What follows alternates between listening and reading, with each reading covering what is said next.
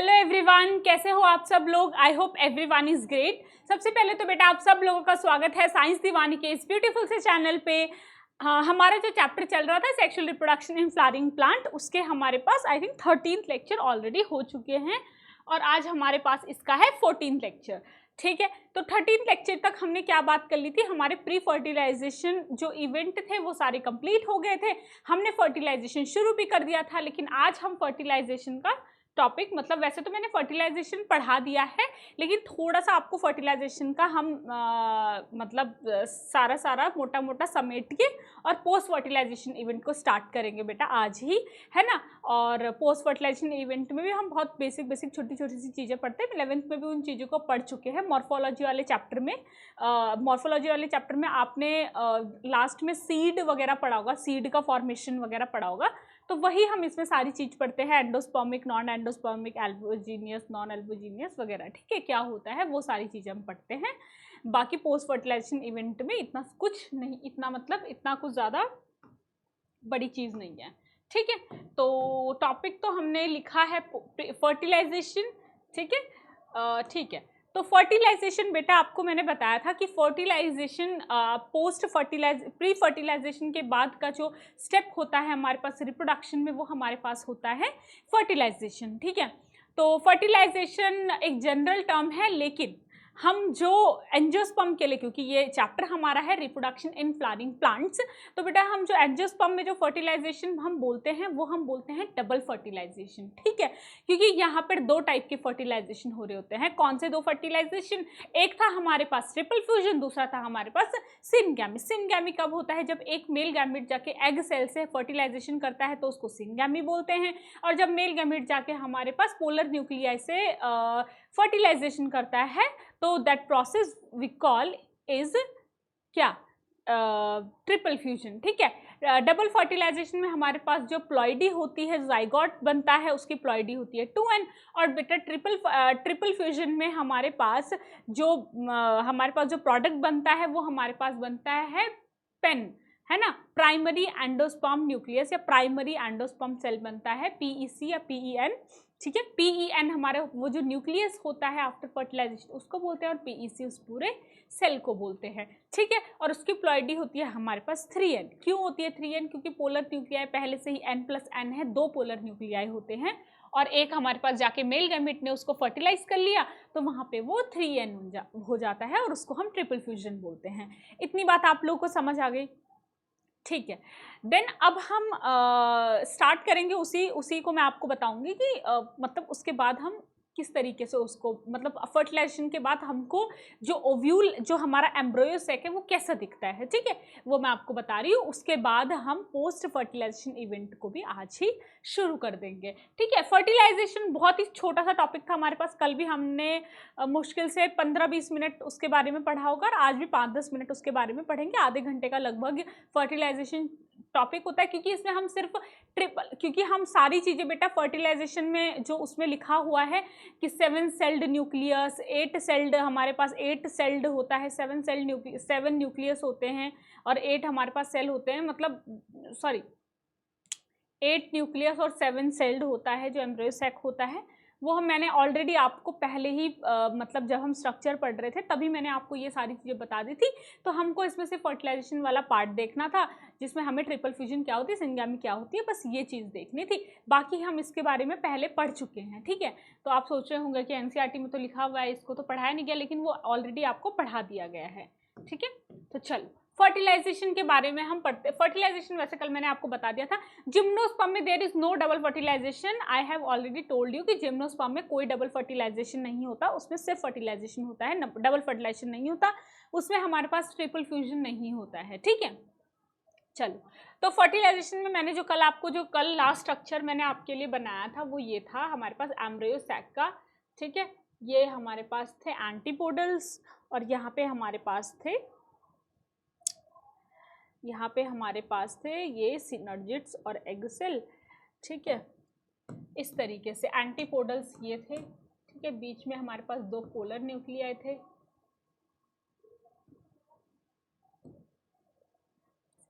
Nuclei थे, उसके बाद यहाँ पे हमारे पास था एग सेल, ठीक है।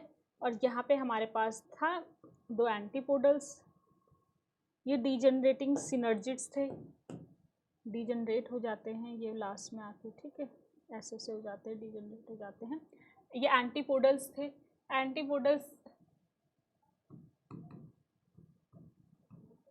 एंटीपोडल्स का क्या हाल होता है हमारे पास, सेंट्रल सेल, ये थे पोलर न्यूक्लियाई, ठीक है, ये क्या थे हमारे पास, पोलर न्यूक्लियाई थे, है ना, लास्ट में मैंने आपको यही बताया था। देन ये बीच वाला हमारे पास था एग सेल, और ये थे हमारे पास सिनर्जिड।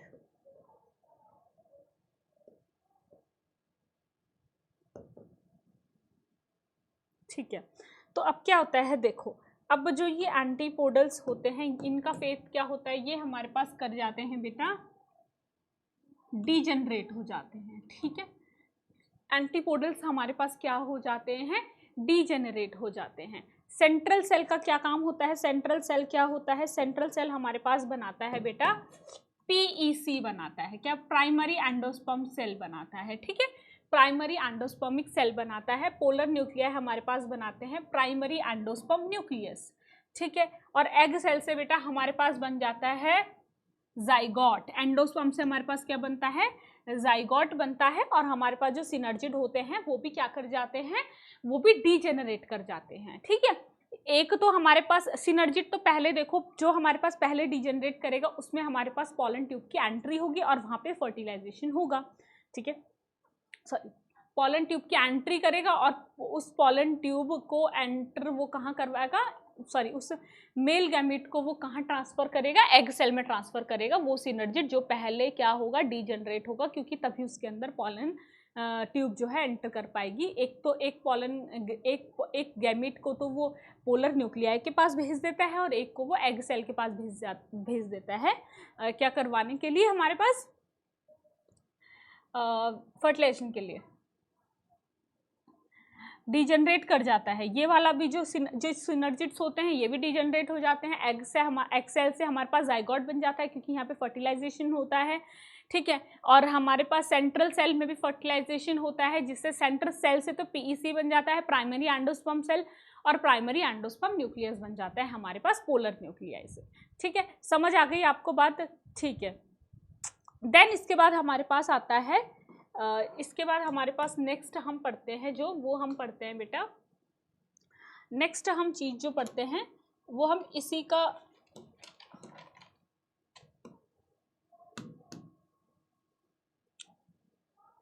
ठीक है, देखो अब जो हमारे पास एट द एंड जो चीज बची वो हमारे पास क्या बचा, ठीक है, एट द एंड जो हमारे पास चीज बचे वो हमारे पास बचे, एक तो डीजनरेट एंटीपोडल्स हमारे पास डीजनरेट हो गए, बस ये सेल बच गए, तो इसको हम बोलेंगे डीजनरेटिंग एंटीपोडल्स,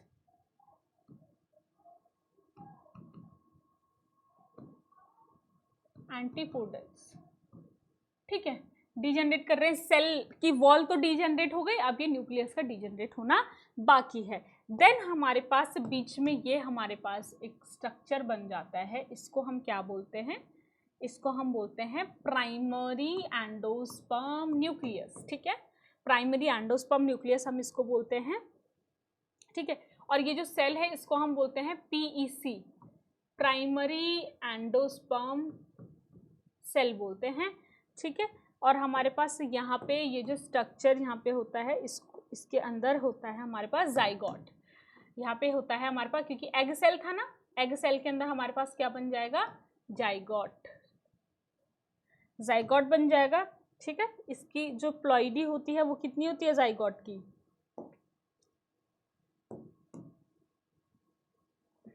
पहले तो यहाँ पे क्या आ जाएंगे ये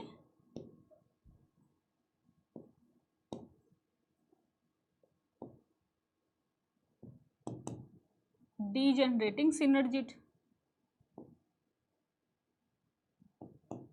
डीजनरेटिंग सिनर्जिड है। जाइगोट हमारे पास होता है 2n, प्राइमरी एंडोस्पर्म सेल या फिर न्यूक्लियस हमारे पास होता है 3n, क्योंकि यहाँ पे ट्रिपल फ्यूजन हुआ है, ठीक है, बाकी की चीज़ें यही हैं। ये हमारे पास एट द एंड हमारे पास जो हमारा एम्ब्रियो सैक होता है वो इस तरीके से दिखता है। समझ आ गया आपको। एंटीपोडल्स आपके पास डीजनरेट हो जाते हैं, जो एग सेल होता है उसमें जाइगोट बन जाता है, जो पोलर न्यूक्लियाई होते हैं वहाँ पे प्राइमरी एंडोस्पर्म न्यूक्लियस या सेल बन जाता है, और हमारे पास जो ये होते हैं वो डीजनरेट कर जाते हैं। अब ये बताओ हमारे पास कि टोटल कितने स्ट्रक्चर डीजनरेट करते हैं, टोटल डीजनरेटिंग स्ट्रक्चर कितने हैं हमारे पास?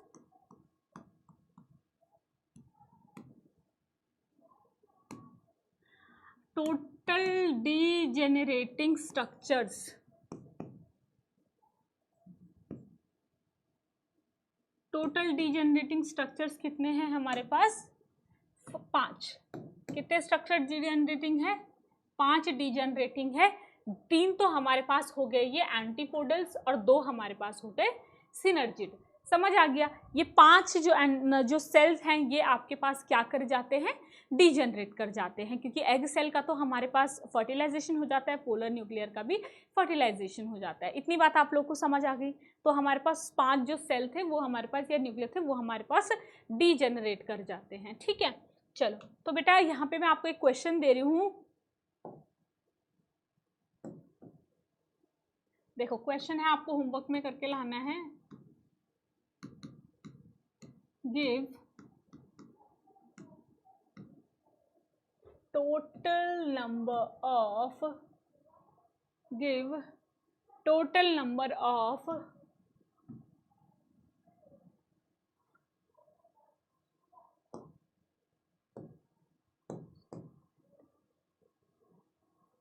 total number of meiosis to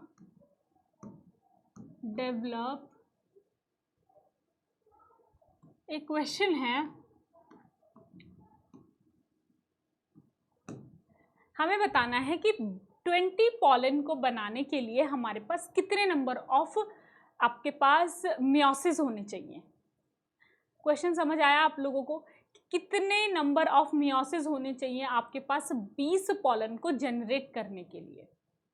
ठीक है, आपके पास ऑप्शंस है हमारे पास 5, 4, 20 या 10। ये क्वेश्चन है, ये आपको इसका आंसर देना है नीचे कमेंट बॉक्स में। ठीक है, आपको ये क्वेश्चन होमवर्क में करके लाना है। बहुत बहुत बहुत बेसिक क्वेश्चन है, जिसने शुरू से चीज़ों को समझा होगा उसके लिए तो कुछ भी नहीं है। ठीक है, एक और क्वेश्चन मुझे लगता है कि मुझे दे देना चाहिए, है ना। एक और क्वेश्चन मैं देती हूँ आप लोगों को। देखो एक और क्वेश्चन लिखो। क्वेश्चन है आपका, क्वेश्चन है give number of gametes produced, number of gamete produced from 10 pollen mother cell, 10 pollen mother cell and 10 pollen mother cell और 10 microspore, 10 pollen mother cell और 10 माइक्रोस्पोर मदर सेल। ये भी उसी तरीके का क्वेश्चन है, बहुत इजी क्वेश्चन है। ठीक है, ये भी आप लोगों को करके लाना है। इसके ऑप्शंस है आपके पास 40, 80, 20,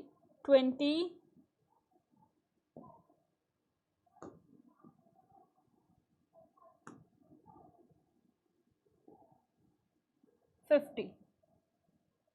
ये भी उसी तरीके का एक क्वेश्चन है। आपको ये 2 क्वेश्चंस करने हैं और आप अपने चैट बॉक्स में आपको आंसर लिखना है। ठीक है, तो आपका क्वेश्चन है कि give number of gamete produce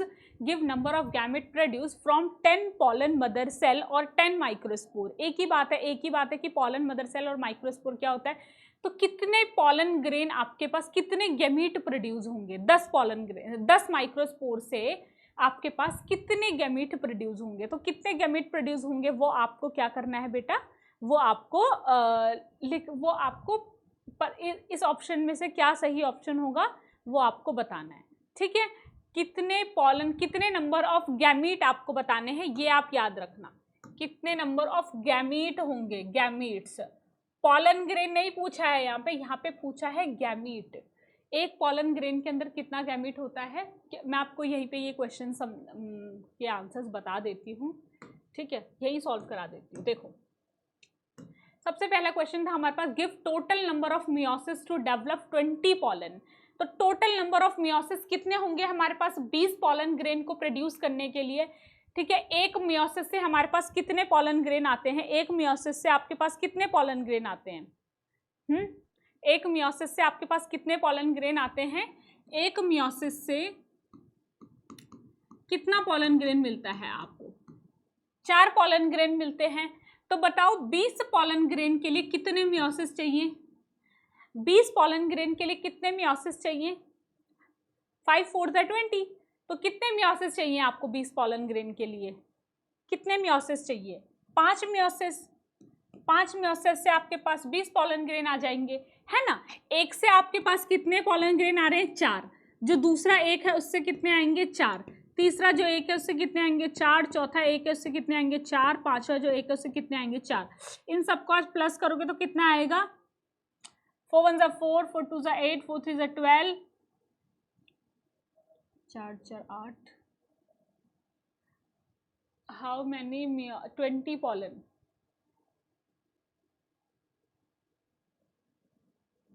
हाँ हो गए ना 20 पॉलन। ठीक है, तो कितने मियोसिस से आपके पास 20 पॉलन आएंगे, कितने मियोसिस चाहिए, 5 मियोसिस चाहिए 20 पॉलन के लिए। तो आंसर हमारे पास हो जाएगा 5। ठीक है, इतनी बात समझ आ गई। अब आपको बोला हुआ है कि give number of gamete produce from 10 pollen mother cell और 10 माइक्रोस्पोर। ठीक है, ये क्वेश्चन है हमारे पास कि हमको कितने नंबर ऑफ गैमीट चाहिए 10 पॉलन मदर सेल से। तो पहले तो ये बताओ बेटा कि 10 पॉलन मदर सेल से आपके पास 10 पॉलन मदर सेल से आपके पास कितने नंबर ऑफ पॉलन बनेंगे। पॉलन मदर सेल से, एक पॉलन मदर सेल से कितने पॉलन बनते हैं, एक पॉलन मदर सेल से आपके पास 4 पॉलन ग्रेन बनते हैं। इतनी बात समझ आई आप लोगों को, कितने पॉलन ग्रेन बनते हैं, 4। तो 10 से कितने पॉलन ग्रेन बनेंगे, 10 से कितने इंटू कर दो 4, 10 4 जा 40 पॉलन ग्रेन बनेंगे। कितने पॉलन ग्रेन बनेंगे, 40 पॉलन ग्रेन बनेंगे। अब ये जो 40 है ये तो कितने क्या आया आपके पास, ये आपके पास आया पॉलन ग्रेन। तो हाँ, लेकिन हमें पॉलन ग्रेन नहीं पूछा है कि कितने पॉलन बनेंगे, हमको पूछा है नंबर ऑफ गैमीट्स, कि नंबर ऑफ गैमीट्स कितने बनेंगे। तो एक पॉलन ग्रेन में आपके पास कितने गैमीट होते हैं बेटा, एक पॉलन ग्रेन में कितने गैमीट होते हैं।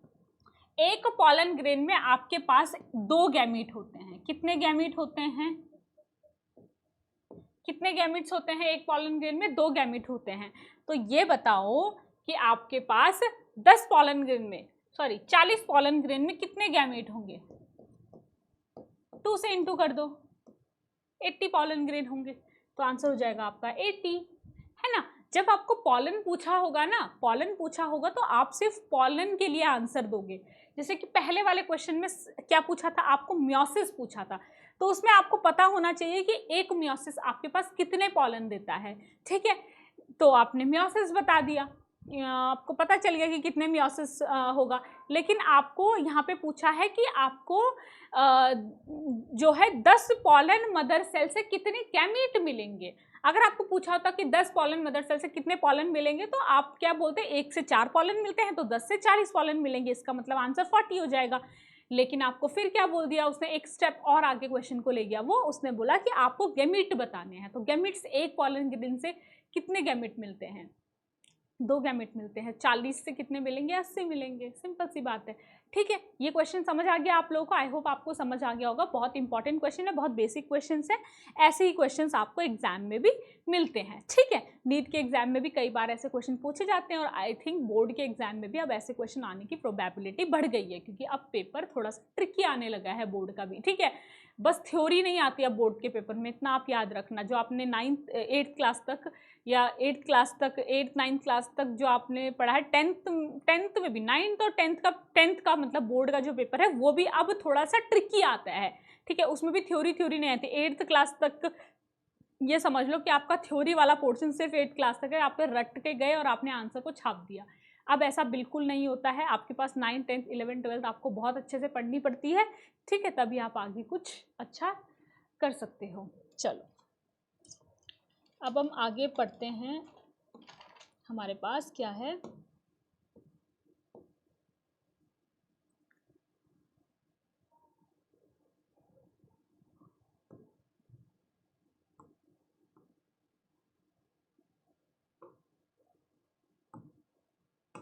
ठीक है, अब हमारे पास जो ओके क्या हो गया?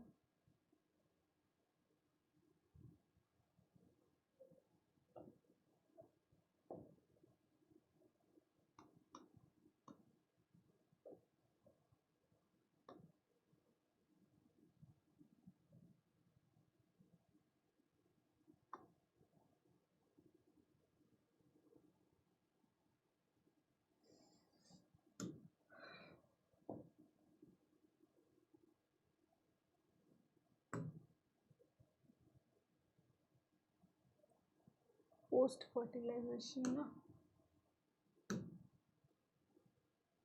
ठीक है हम खुद ही लिख लेंगे बेटा, वो पेज ही खराब हो गया। चलो, पोस्ट फर्टिलाइजेशन चेंजेस। अब हम क्या पढ़ने जा रहे हैं? Post fertilization changes. अब हमारा फर्टिलाइजेशन पार्ट भी खत्म हो चुका है, अब हम पढ़ेंगे पोस्ट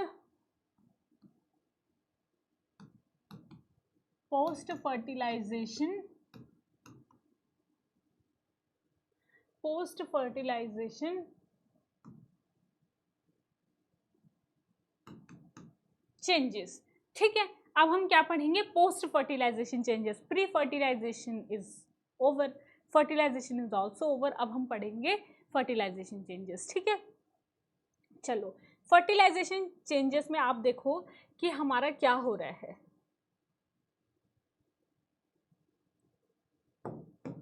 क्या हो रहा है बेटा? देखो, जो पोस्ट फर्टिलाइजेशन चेंजेस में जो इवेंट्स हैं वो क्या है?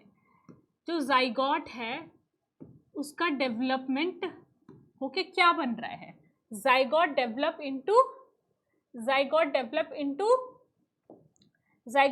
Into embryo.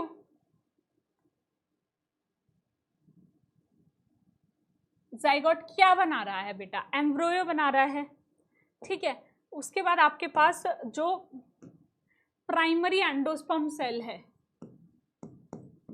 पीईसी डेवलप होके आपके पास क्या बना रहा है?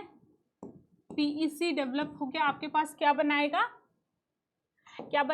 एंडोस्पर्म बनाएगा। क्या बनाएगा? एंडोस्पर्म बनाएगा। ठीक है, एंडोस्पर्म बनाएगा और जाइगोट की जो प्लॉइडी, जो एम्ब्रियो की प्लॉइडी है वो क्या हो जाएगी? 2n हो जाएगी। और एंडोस्पर्म की 3n हो जाएगी, क्योंकि आपके पास जो पीईसी है उसकी प्लॉइडी आपके पास क्या थी बेटा? उसकी प्लॉइडी आपके पास थी 3n। तो आपके पास एंडोस्पर्म की प्लॉइडी भी कितनी हो जाएगी? 3n हो जाएगी। ठीक है, देन आपके पास ओव्यूल जो है, ओव्यूल आपके पास क्या बनाएगा? ओव्यूल जो है डेवलप होके क्या बनाएगा? और ओवरी क्या बनाएगी? ओवरी डेवलप इनटू, जो ओव्यूल है वो डेवलप करके आपके पास बनाएगा बेटा सीड।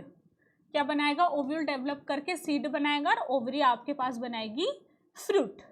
ठीक है, फ्रूट बनाएगी। आपके पास जो एम्ब्रियो सैक था वो कैसा था? देखो इस तरीके से था, है ना? ये एम्ब्रियो सैक था। इसके अंदर आपके पास इस तरीके से आपके पास सॉरी ये ओव्यूल है, उसके अंदर एम्ब्रियो सैक था, एम्ब्रियो सैक के अंदर आपका ये जो हो गया ये जाइगोट हो गया, ये क्या हो गया जाइगोट हो गया, और ये आपके पास प्राइमरी एंडोस्पर्म सेल हो गया। ठीक है, ये आपका एट द एंड जो है ओव्यूल का स्ट्रक्चर होता है कि उसके अंदर एक तो जाइगोट मिलता है, एक प्राइमरी एंडोस्पर्म सेल मिलता है।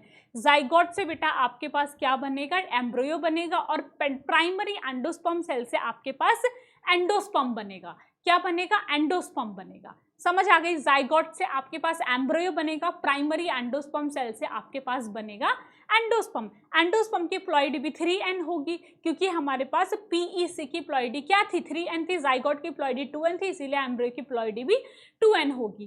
ठीक है, और आपके पास ओवरी बहुत इंपॉर्टेंट है कि ओवरी डेवलप करके फ्रूट बनाती है और ओव्यूल डेवलप करके सीड बनाता है। ठीक है, इतनी सी बात समझ आ गई। चलो उसके बाद देखो, उसके बाद आपके पास है, देखो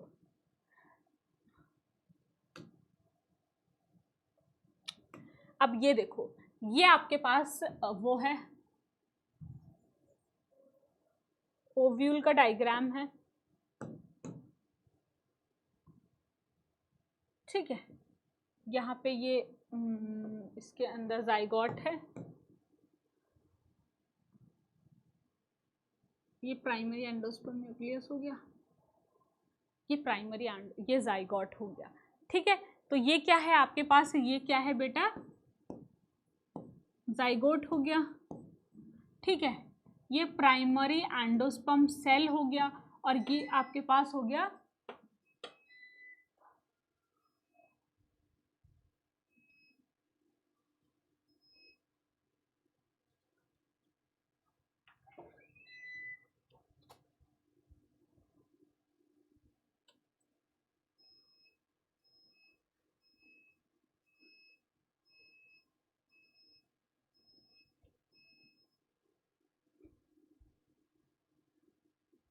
ये प्राइमरी एंडोस्पर्म न्यूक्लियस,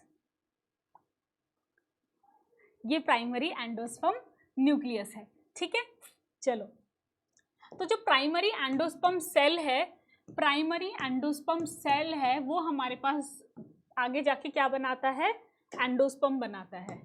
क्या बनाता है, एंडोस्पर्म बनाता है डेवलप होके।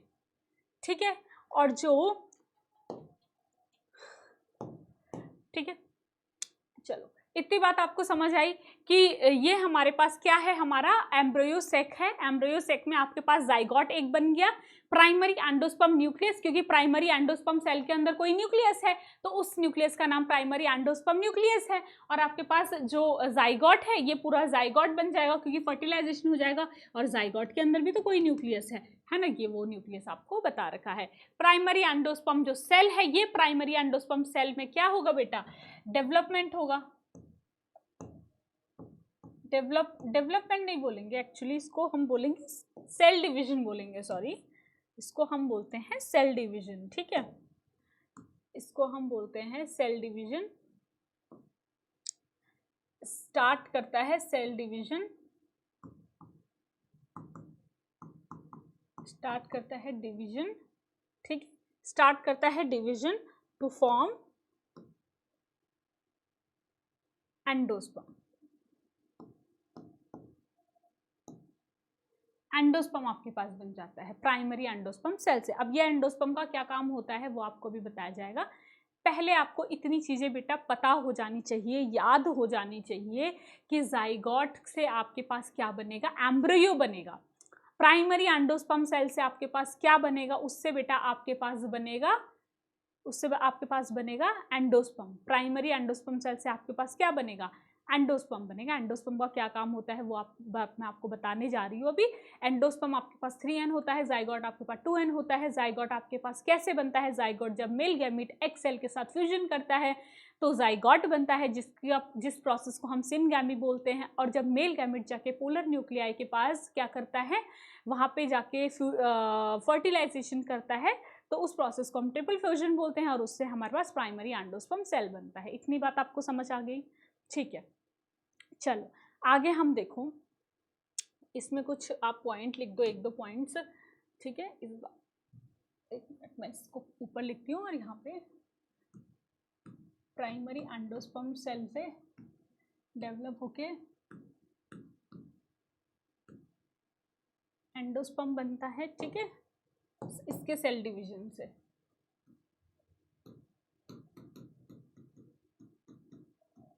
सेल डिवीजन से, ठीक है। और यहाँ पे देखो कुछ पॉइंट हैं,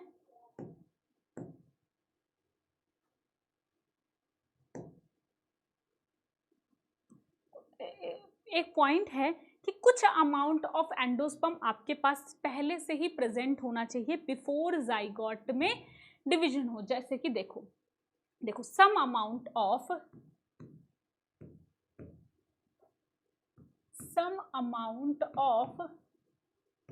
endosperm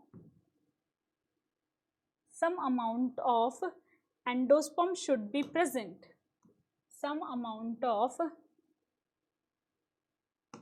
Some amount of endosperm should be present before zygote start division, ठीक है। अब देखो, अब जाइगोट में आपके पास क्या होगा, डिवीजन होगा। जाइगोट डिवाइड होके क्या बनाएगा आपके पास, जाइगोट डिवाइड होके आपके पास एम्ब्रियो बनाएगा। लेकिन एम्ब्रियो बनने से, मतलब कि जाइगोट के डिवाइड होने से पहले आपके पास कुछ अमाउंट ऑफ एंडोस्पर्म प्रेजेंट होना चाहिए। पहले इसका मतलब आपके पास है कि एंडोस्पर्म बनना चाहिए, ठीक है। क्योंकि एंडोस्पर्म आपके पास क्या करता है, एंडोस्पर्म जो आने वाला जो एम्ब्रियो है ना, उसको न्यूट्रिशन प्रोवाइड करता है, ठीक है। तो यही बात यहाँ पे लिखी है कि some amount of endosperm should be present before zygote start division.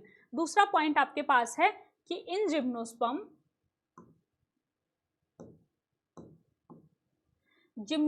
में बेटा क्या होता है, in gymnosperm no fertilisation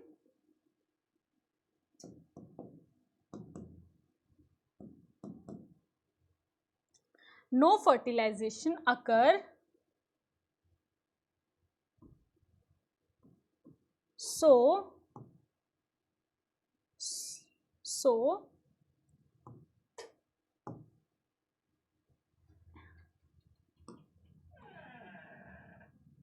in gymnosperm no double fertilization होगा। यहाँ पे नो, जिम्नोस्पर्म में आपके पास डबल फर्टिलाइजेशन होता है, नहीं होता है। No double fertilization occur, so no endosperm, endosperm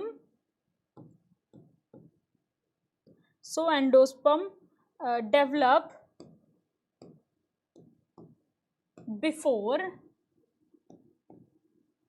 fertilization.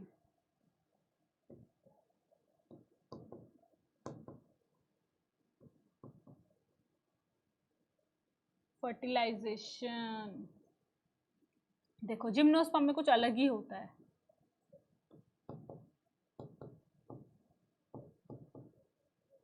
From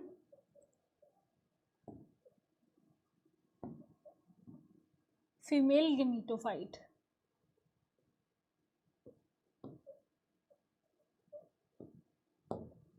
gymnosperm में क्या होता है, in gymnosperm no double fertilization, gymnosperm में डबल फर्टिलाइजेशन नहीं होता है। मैंने आपको पहले ही बता दिया था, डबल फर्टिलाइजेशन हमारे पास सिर्फ किसका फीचर है, एंजियोस्पर्म का फीचर है, ठीक है, फ्लावरिंग प्लांट का फीचर है।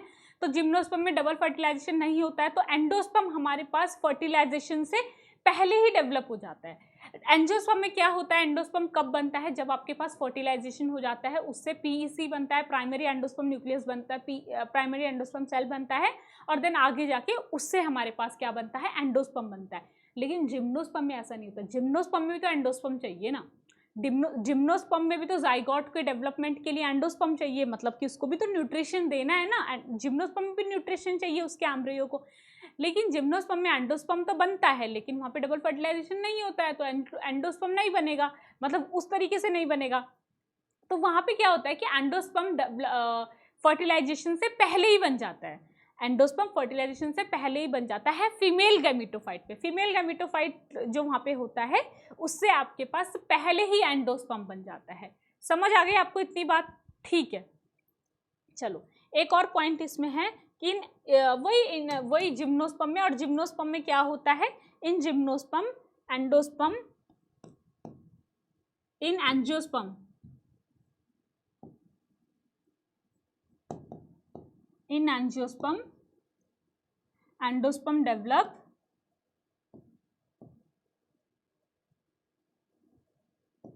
endosperm develop after fertilization, develop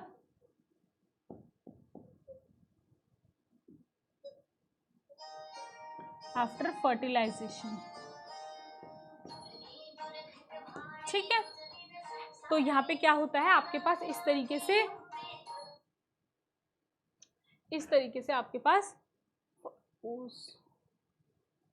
इस तरीके से आपके पास क्या होता है, फर्टिलाइजेशन होता है। ठीक है, चलो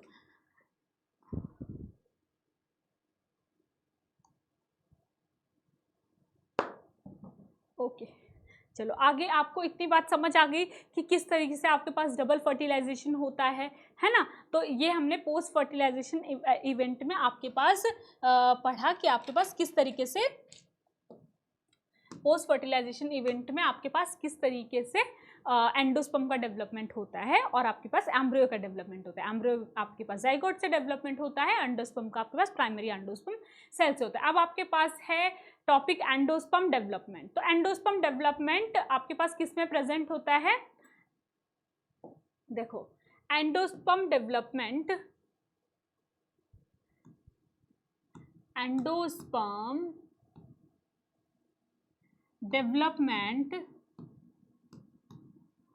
endosperm develop before endosperm develop before embryo develop in angiosperm. क्या एंजियोस्पर्म की बात हो रही है? एंजियोस्पर्म में क्या होता है बेटा, एंजियोस्पर्म में आपके पास होता है कि एंडोस्पर्म पहले डेवलप कर जाता है। एंडोस्पर्म क्या होता है, एंडोस्पर्म पहले डेवलप कर जाता है बिफोर एम्ब्रियो डेवलपमेंट। ठीक है, एम्ब्रियो के डेवलप होने से पहले ही आपके पास एंडोस्पर्म डेवलप कर जाता है, किस में, एंजियोस्पर्म में। देखो कैसे, देखो जैसे कि हमारे पास ये है, ये आपके पास है प्राइमरी एंडोस्पर्म सेल और ये आपके पास है प्राइमरी एंडोस्पर्म न्यूक्लियस। ठीक है, और ये आपके पास है प्राइमरी एंडोस्पर्म सेल। ठीक है, तो अब क्या होगा, इसमें जो प्राइमरी एंडोस्पर्म सेल होता है ना, इसमें आपके पास होता है डिवीजन। और डिवीजन भी कौन सा होता है, डिवीजन भी आपके पास होता है बेटा माइटोसिस। मियोसिस तो होगा ही नहीं, मियोसिस क्यों होगा, माइटोसिस ही होता है। ठीक है, माइटोसिस होता है और वो इस तरीके से आपके पास अलग अलग सेल्स बन जाते हैं।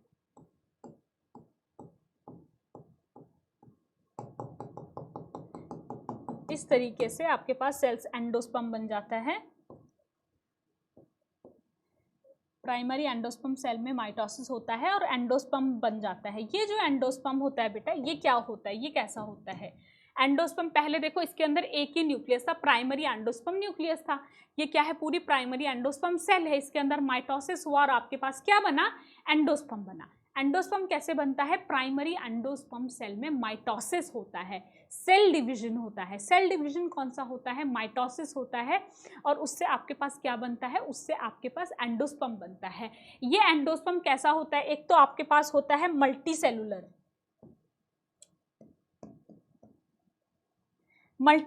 है ना, ये कितने सारे सेल्स है इसके अंदर, देखो कितने सारे सेल्स हैं, न्यूक्लियस तो है लेकिन सेल डिवीजन भी हो रखा है, साइटोकाइनेसिस भी हो रखा है, तो बहुत सारे सेल है। इसकी जो प्लॉइडी होगी वो कितनी होगी आपके पास, 3n होगी। और क्या है, ये न्यूट्रिटिव टिश्यू होता है, क्या होता है,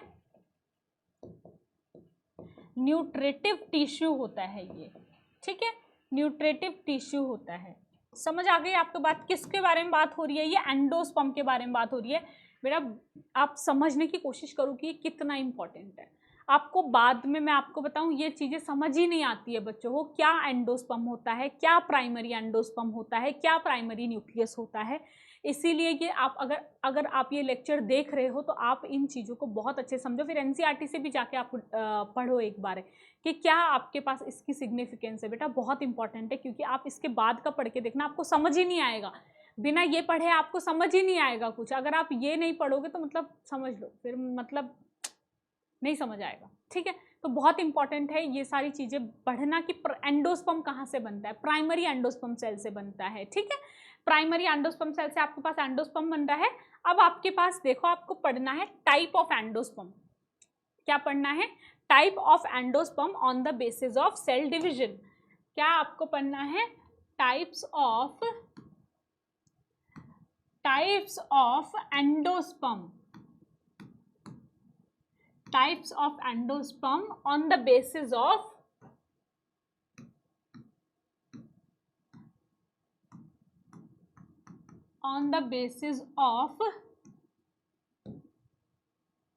सेल डिविजन। सेल डिवीजन के बेसिस पे आपको टाइप ऑफ एंडोस्पर्म पढ़ना है, ठीक है, कि सेल डिवीजन आपके पास हो कि किस किस टाइप का एंडोस्पर्म बनाता है। पहले तरीके का तो आपके पास है फ्री न्यूक्लियर। क्या है आपके पास? Free nuclear.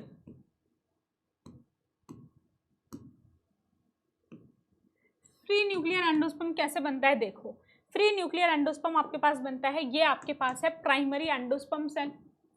ये प्राइमरी एंडोस्पर्म न्यूक्लियस है, प्राइमरी एंडोस्पर्म न्यूक्लियस है, और ये आपके पास प्राइमरी एंडोस्पर्म सेल है, ठीक है। ये आपके पास है बेटा primary endosperm cell, primary endosperm cell है, और वो आपके पास है प्राइमरी एंडोस्पर्म न्यूक्लियस। अब क्या होता है इसमें? आपके पास होती है डिवीजन। आपके पास क्या होता है? डिवीजन होता है, और इस तरीके से आपके पास जो न्यूक्लियस बनता है ना, वो देखो, वो जो आपका एंडोस्पर्म बनता है ना, वो ऐसा एंडोस्पर्म बनता है। देखो इसमें आप देख रहे होंगे कि सेल डिवीजन, इसमें आपके पास साइटोकाइनेसिस नहीं है, सिर्फ न्यूक्लियस का डिवीजन हो रहा है। तो इस तरीके के एंडोस्पर्म को हम क्या बोलते हैं? देखो यहाँ पे क्या है? मैनी ट्रिप्लॉइड न्यूक्लियसिस, ठीक है। बहुत सारे इसमें क्या है? बहुत सारे वो हैं, और इसमें बाद में जाके आपके पास क्या हो जाता है? बाद में जाके इसमें आपके पास साइटोकाइनेसिस होता है इस तरीके से, और तब जाके अलग अलग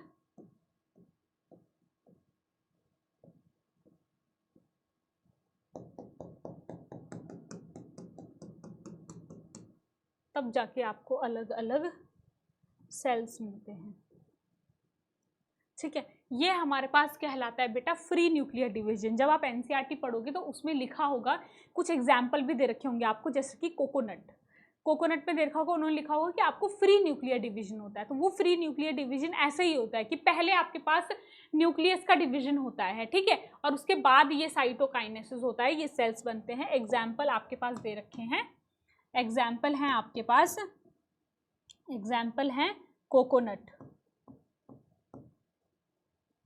ठीक है। दूसरा एग्जाम्पल है आपके पास मेज। मेज में और कोकोनट में आपके पास क्या होता है? फ्री न्यूक्लियर डिवीजन होता है, और वो इस तरीके से होता है, ठीक है। दूसरी टाइप का डिवीजन आपके पास होता है बेटा सेलुलर डिवीजन। सेलुलर डिवीजन में क्या होता है? सेलुलर डिवीजन में आपके पास सीधा सेल्स का डिवीजन होता है। दूसरा आपके पास कौन सा डिवीजन होता है? दूसरा डिवीजन आपके पास होता है सेलुलर डिवीजन। Cellular division. दूसरा टाइप ऑफ डिवीजन कैसा होता है? सेलुलर डिवीजन होता है। यहाँ पे भी देखो कैसे, यहाँ पे भी आपके पास प्राइमरी एंडोस्पर्म सेल होता है, ठीक है, इस तरीके से सेल है। अब क्या होता है यहाँ पे? यहाँ पे आपके पास होता है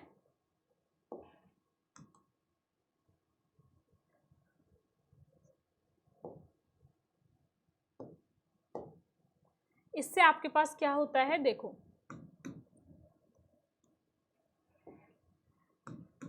इस तरीके से एक सेल से 2 सेल बनते हैं, फिर इस तरीके से 2 सेल से 4 सेल बनते हैं। तो यहाँ पे आपके पास सीधा सेलुलर डिवीजन होता है। ये क्या है, ये हमारे पास क्या है, प्राइमरी एंडोस्पर्म सेल है। इस सेल से पहले 2 सेल, 2 से 4 सेल बनते हैं और इस तरीके से सेलुलर डिवीजन होता है। वहां पे क्या हो रहा था, वहां पे पहले न्यूक्लियस का डिवीजन हो रहा था, पहले न्यूक्लियस का डिवीजन हो रहा था, मैनी ट्रिप्लॉइड न्यूक्लियस, क्योंकि प्राइमरी एंडोस्पर्म सेल भी ट्रिप्लॉइड है, तो ट्राइप्लॉइड न्यूक्लियस बन रहे थे, उसके बाद सेल्स बन रहे थे। लेकिन यहाँ पे क्या होता है, यहाँ पे सीधा सेलुलर डिवीजन होता है। यहाँ पे पहले न्यूक्लियस का डिवीजन नहीं होता, न्यूक्लियस के साथ साथ सेल का डिवीजन भी होता है। इसको हम बोलते हैं सेलुलर एंडोस्पर्म। ठीक है, इसको हम क्या बोलते हैं बेटा, सेलुलर डिवीजन बोलते हैं। चलो अब देखो सेलुलर डिवीजन का आपके पास एक दो हम यहाँ पे कुछ पॉइंट्स पढ़ते हैं। ठीक है, कि कोकोनट जो वाटर होता है ना, आपने देखा होगा जो कोकोनट जो वाटर होता है, कोकोनट वाटर जो होता है ना आपके पास, कोकोनट वाटर क्या है आपके पास, फ्री न्यूक्लियर डिवीजन है बेटा। क्या है,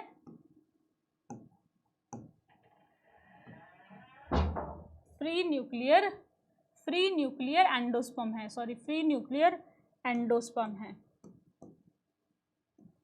कोकोनट वाटर आपके पास क्या है, फ्री न्यूक्लियर एंडोस्पर्म है। उसके बाद वाइट जो एडिबल पार्ट होता है ना कोकोनट में, देखो कोकोनट, आपने कभी कोकोनट खरीदा होगा, तो आप जब उसको फोड़ते हैं तो उसमें क्या होता है, उसमें एक तो निकलता है पानी, वो पानी क्या होता है, वो आपके पास होता है फ्री। आपने एनसीईआरटी में भी पढ़ा होगा या पढ़ोगे, ठीक है, कि जो कोकोनट होता है ना उसमें जो फ्री न्यूक्लियर जो वाटर होता है ना, वो क्या होता है बेटा, वो फ्री न्यूक्लियर डिवीजन से बना हुआ एंडोस्पर्म होता है।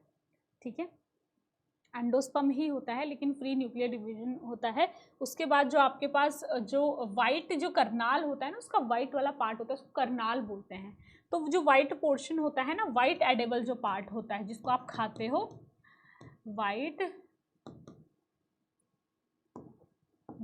एडेबल जो पार्ट होता है उसको हम क्या बोलते हैं, उसको हम करनाल बोलते हैं, करनाल बोलते हैं। और उसको वो किस चीज से बनता है, सेलुलर एंडोस्पर्म से बनता है। वो आपके पास क्या होता है, सेलुलर एंडोस्पर्म होता है। जो कोकोनट वाटर है वो क्या है, न्यूक्लियर, वो क्या है, वो आपके पास न्यूक्लियर एंडोस्पर्म है, फ्री न्यूक्लियर एंडोस्पर्म है। और जो व्हाइट करनाल होता है वो सेलुलर एंडोस्पर्म है। ठीक है,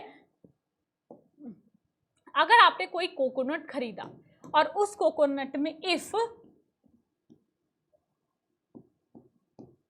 कोकोनट हैज मोर वाटर, अगर उसके पास ज्यादा, उस कोकोनट में ज्यादा पानी है ना, तो आप समझ जाना कि वो कोकोनट कैसा है, वो कोकोनट अभी अर्ली स्टेज का है, अर्ली स्टेज का कोकोनट है। ठीक है, अगर उसमें ज्यादा पानी है और अगर उसमें ज्यादा करनाल है, कोकोनट में अगर एडिबल ज्यादा है, if coconut has edible part,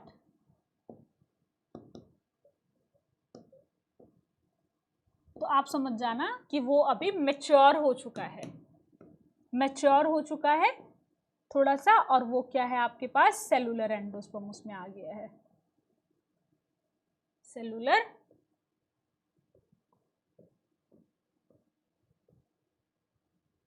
cellular endosperm आ गया है। समझ आ गई आपको ये वाली बात। ठीक है, कि जो हमारे पास कोकोनट का जो, क्योंकि कोकोनट का एग्जाम्पल मैं इसीलिए ले रही हूँ, मेज का इसीलिए नहीं ले रही हूँ क्योंकि कोकोनट को ही आपके पास 11th और 12th में कहीं पे भी अगर आपको फ्री न्यूक्लियर डिवीजन समझाया है तो कोकोनट का ही एग्जाम्पल लिया है। आप सेल डिवीजन पढ़ते हो जब 11th क्लास में, तो वहाँ पे भी आपको कोकोनट का एग्जाम्पल दे रखा है, और यहाँ पे 12th क्लास में भी ऑफकोर्स आपको कोकोनट का एग्जाम्पल दे रखा है। ठीक है बेटा, तो चलो आगे हम एक और टॉपिक, ये अभी यहाँ पे ख़त्म होता है, एंडोस्पर्म आपको समझ आ जाना चाहिए क्या होता है, ठीक है। अब देखो, अब हम इसमें कुछ टर्म्स पढ़ते हैं, जैसे कि एल्बुमिनियस और नॉन एल्बुमिनियस, ठीक है, एल्बुमिनियस एंड नॉन एल्बुमिनियस, ठीक है।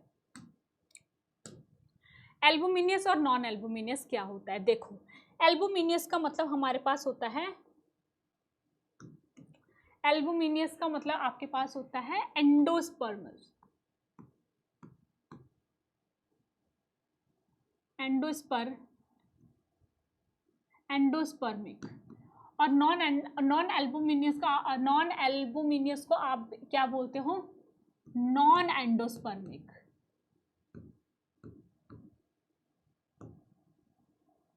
ठीक है। आप एल्बुमिनियस को क्या बोलते हो, एंडोस्पर्मिक बोलते हो, और नॉन एल्बुमिनियस को आप बोलते हो नॉन एंडोस्पर्मिक, ठीक है। अब आपके पास एंडोस्पर्मिक का मतलब क्या है, देखो एक सिंगल सेल है, एक क्या है आपके पास सिंगल सेल है, जो कि हमारे पास क्या है, जाइगोट है। ये क्या है,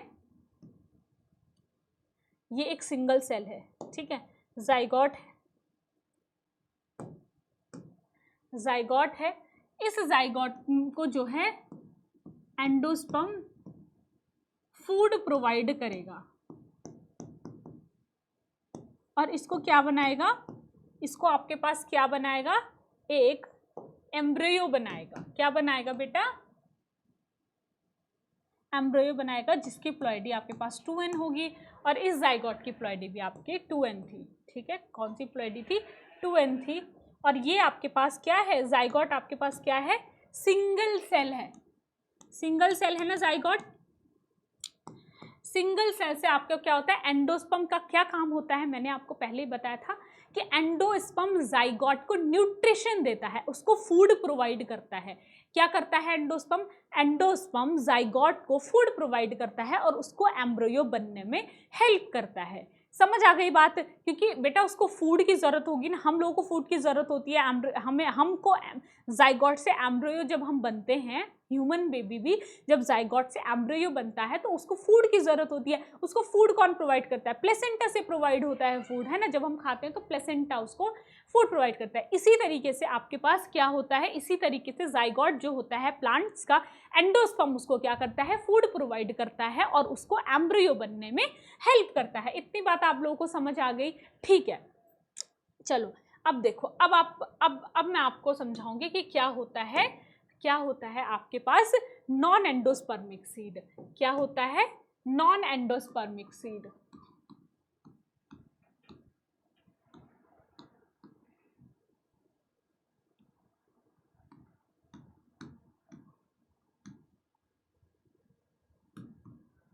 ठीक है, अब देखो नॉन एंडोस्पर्मिक सीड क्या होता है, आप एक बात समझो कि ये आपके पास ना ये आपके पास कोई भी सीड है, ठीक है। इस सीड के अंदर ना 2 कॉटिलिडन्स हैं, इस तरीके से 2 कॉटिलिडन है, ठीक है। कॉटिलिडन है कि आपके पास क्या है बेटा, ये सीड है, ठीक है, और ये दोनों क्या है, कॉटिलिडन है, ठीक है, कॉटिलिडन है। ये कॉटिलिडन आपके पास क्या है, डेवलप है, वेल डेवलप कॉटिलिडन है, वेल डेवलप कॉटिलिडन है। और ये आपके पास कॉटिलिडन वेल डेवलप है, कॉटिलिडन अगर वेल डेवलप है तो आपके पास क्या होगा, देखो सबसे पहले तो आप ना ये समझो कि ये एक सीड है, सीड में आपके पास कितने कॉटिलिडन है, 2 कॉटिलिडन है। इसका मतलब ये सीड कैसा है बेटा, ये सीड आपके पास है डाइकॉट सीड है। कैसा सीड है ये, डाइकॉट सीड है, ठीक है।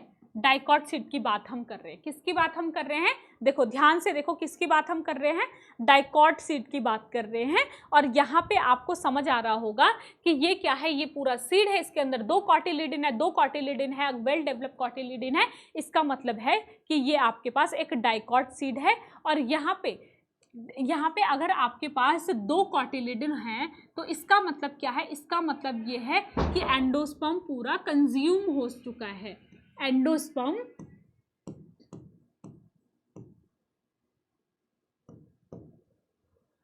एंडोस्पर्म कंज्यूम हो चुका है क्योंकि कॉटिलिडन बन गए हैं, ठीक है। एम्ब्रियो के ही पार्ट है बेटा कॉटिलिडन, ठीक है। एम्ब्रियो का ही पार्ट क्या है, कॉटिलिडन है। आपको ये बात समझ आ जानी चाहिए कि कॉटिलिडन जो है वो एम्ब्रियो के ही पार्ट है।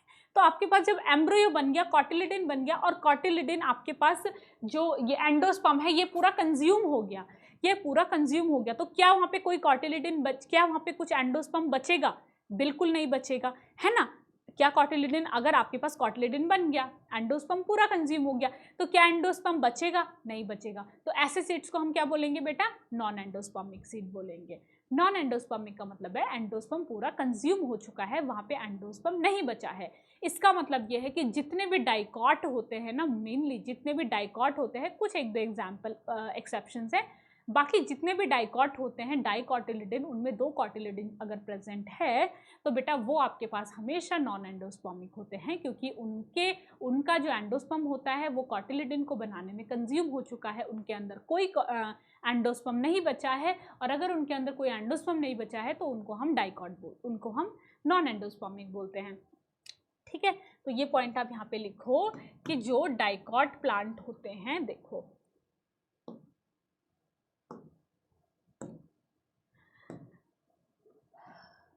dicot plant are non-endospermic, ठीक है। डाइकॉट प्लांट आपके पास क्या होते हैं? नॉन एंडोस्पर्मिक होते हैं, क्योंकि एंडोस्पर्म गेट कंज्यूम, क्योंकि एंडोस्पर्म कंज्यूम हो गया है, इसीलिए जो हमारे पास डाइकॉट है उनमें कोई एंडोस्पर्म नहीं बचा है, इसीलिए वो नॉन एंडोस्पर्मिक है, ठीक है। इनका एग्जाम्पल आपके पास देखो क्या हो सकते हैं, एग्जाम्पल देखो आप, एग्जाम्पल जहाँ भी होते हैं ना, मैं रेड कलर से लिखने की कोशिश करती हूँ। आप भी जब अपने नोट्स बनाओ, अगर आपके वो स्कूल की कॉपी नहीं है तो आप उसको हमेशा रेड पेन से लिखो, ताकि आप मतलब एक यूनिफॉर्मैलिटी आ जाती है ना, कि आपका हर एक एग्जाम्पल रेड पेन से लिखा हुआ है। मैं हमेशा ऐसा करती हूँ कि हमेशा एग्जाम्पल को रेड पेन से लिखती हूँ, इसीलिए आप भी ऐसा करा करो। देखो कौन से जो जितने भी हमारे पास जितने भी डाइकॉट, जैसे कि फैबेसी जो फैमिली होती है ना, पी हो गया, ग्राउंडनट हो गया, ग्राउंडनट हो गया आपके पास, है ना, बीन हो गया, ये जो आती हैं आपके पास सारी दालें वगैरह आ जाती हैं, तो ये जो हमारी फैमिली होती है, दालों की फैमिली, उस फैमिली को हम बोलते हैं फैबेसी। आपने क्लास 11th में मॉर्फोलॉजी में फैमिलीज पढ़ी होंगी, वहाँ पे आपने एक फैमिली पढ़ी होगी फैबेसी फैमिली। तो फैबेसी फैमिली हमारे पास कौन सी होती है? पल्सेस की फैमिली होती है। तो उनमें पल्सेस में आपने देखा हो, कभी भी आप एक चने का दाना लो या कोई भी बीन का दाना लो, पी का दाना, तो आप उसको तोड़ोगे ना तो आपके 2 अलग अलग पार्ट डिवाइड हो जाएंगे, बिना ज़्यादा आपको मतलब कि बिना ज़्यादा एनर्जी को लगाए वो आसानी से टूट जाते हैं, क्योंकि वो 2 कॉटिलिडन होते हैं। तो ऐसे जिनमें 2 कॉटिलिडन प्रेजेंट होते हैं वो आपके पास डाइकॉट प्लांट होते हैं। डाइकॉट हमारे पास नॉन एंडोस्पर्मिक होते हैं, क्योंकि देखो कॉटिलिडन बन गए ना 2, एंडोस्पर्म कंज्यूम हो गया, तो वो हमारे पास नॉन एंडोस्पर्मिक होते हैं, ठीक है। नॉन एंडोस्पर्मिक आपको समझ आ गया। अब देखो, अब समझो एंडोस्पर्मिक क्या होता है, अब आप समझो एंडोस्पर्मिक क्या होता है, ठीक है। अब आप समझो कि एंडोस्पर्मिक क्या होता है। एंडोस्पर्मिक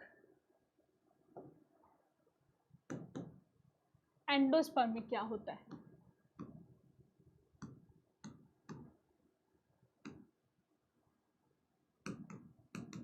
एंडोस्पर्मिक क्या होता है? एंडोस्पर्मिक बेटा आपके पास होते हैं जिनमें क्या नहीं होता, जिनमें एंडोस्पर्म कंज्यूम नहीं होता है। Endosperm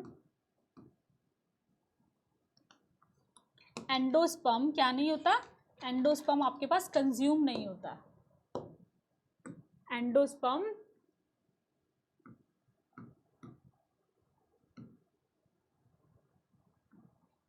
do not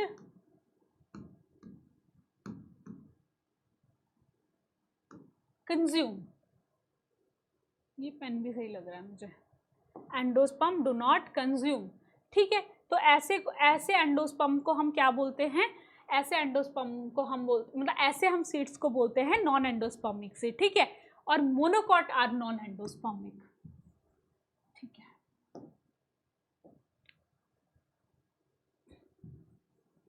monocot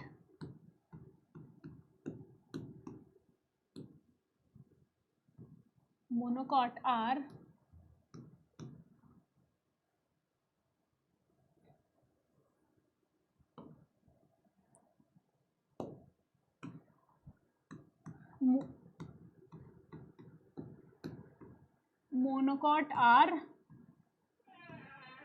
non endospermic, क्योंकि इनमें आपके पास एंडोस्पर्म पूरी तरीके से कंज्यूम नहीं होता है, क्योंकि कॉटिलिडन नहीं बनते हैं। तो ज़्यादातर जो मोनोकॉट होते हैं वो आपके पास होते हैं, वो आपके पास कैसे होते हैं, वो आपके पास मोनोकॉट होते हैं। जो एंडोस्पर्मिक होते हैं वो कैसे होते हैं बेटा, मोनोकॉट होते हैं। और आपको मोनोकॉट के एग्जाम्पल आई होप आपको पता होंगे। जो ग्रास की जो फैमिली होती है ना, ग्रास फैमिली, ग्रास की फैमिली में कौन क्या क्या आते हैं, इसको वीट की फैमिली भी बोलते हैं, जैसे कि वीट, राइस, वीट हो गया, राइस हो गया, ये सारी चीजें आपकी आती है ग्रास की फैमिली में। किसकी फैमिली में आती है, ग्रास की फैमिली में। जैसे मेज हो गया, मेज भी आपके पास मोनोकॉट है, ठीक है। तो ये जो फैमिली होती है इसको हम ग्रास की फैमिली होती है, जैसे वीट, राइस, मेज आता है। ये आपके पास क्या होते हैं बेटा, मोनोकॉट होते हैं, इसीलिए आपके पास क्या होते हैं, नॉन एंडोस्पर्मिक होते या एंडोस्पर्मिक होते हैं, क्योंकि इनका एंडोस्पर्म कंज्यूम नहीं हुआ है, ठीक है। इसमें आप एक दो एग्जाम्पल और लिख सकते हो, जैसे कि कोकोनट, कोकोनट भी मोनोकॉट है। कोकोनट का अगर आप कभी भी उसको तोड़ोगे तो दो में डिवाइड नहीं होता है, वो मोनोकॉट होता है। अनियन, अनियन भी आपके पास क्या है बेटा, मोनोकॉट है, ठीक है। ये एंडोस्पर्मिक होते हैं सारे, इनके अंदर एंडोस्पर्म प्रेजेंट होता है, समझ आ गई। लेकिन कुछ ऐसे एक्सेप्शन हैं, आपको याद रखना है कि there are some exceptions, exception है जो डाइकॉट है लेकिन एंडोस्पर्मिक है। एक्सेप्शन है, some plants are dicot, some plants are dicot still endospermic। कुछ प्लांट ऐसे हैं जो डाइकॉट हैं लेकिन एंडोस्पर्मिक है। सारे प्लांट ऐसा नहीं है कि सारे डाइकॉट होंगे तो नॉन एंडोस्पर्मिक होंगे, मोनोकॉट हैं तो एंडोस्पर्मिक होंगे, नहीं। इनमें एक दो कुछ एग्जाम्पल होते हैं, वो एग्जाम्पल मैं आपको बता रही हूँ। इनका एग्जाम्पल आपके पास एक है कैस्टर। जो कैस्टर है ना, कैस्टर डाइकॉट है लेकिन एंडोस्पर्मिक होता है, उसका एंडोस्पर्म भी पूरा कंज्यूम नहीं होता है, एंडोस्पर्मिक है। उसके बाद एक आपके पास आता है सनफ्लावर, सनफ्लावर डाइकॉट है बेटा, याद रखना हमेशा, सनफ्लावर डाइकॉट है। ये भी एक बहुत इंपॉर्टेंट एग्जाम्पल है, पूछ लेते हैं कि सनफ्लावर क्या, सनफ्लावर इज डाइकॉट, और ये डाइकॉट है लेकिन क्या है, एंडोस्पर्मिक है, ये याद रखना। एक और एग्जाम्पल इसमें बहुत इंपॉर्टेंट है, एक्सेप्शन है, वो हमारे पास एक्सेप्शन है, वो हमारे पास बेटा एक्सेप्शन है ऑर्किड।